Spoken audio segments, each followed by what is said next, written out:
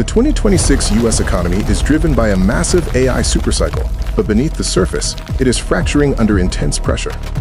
Hyperscalers are aggressively pouring over $650 billion into AI data center infrastructure by the end of this year. Driven by this AI boom, US data center construction has nearly quadrupled as a share of overall non-residential buildings since 2022. This build-out requires massive energy.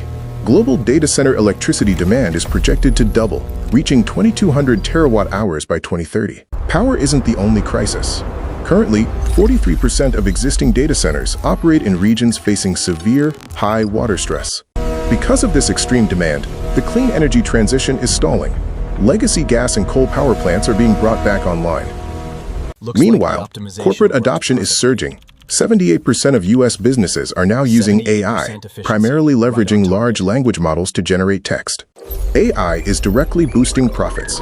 Adopters see average operating margins of 17%, compared to just 13% for non-adopters. But legacy software is getting crushed. Nearly half of the expanded technology software index stocks have collapsed by over 50%. An AI graphic processing unit rents for $2.50 an hour, while human knowledge workers cost $50. Despite these massive disruptions, the US economy remains highly resilient. Overall GDP growth is officially expected to rebound to 2.2%.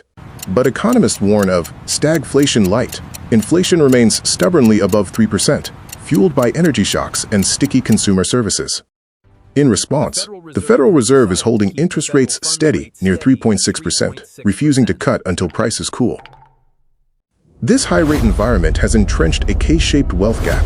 The top 20% of households now hold 72% of total wealth. The divide is worsening. The new 2026 tax law funnels 60% of its massive tax cuts directly to the top quintile.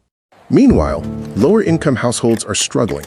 Wage gains for the lowest-paid workers are now barely beating the steady rate of inflation.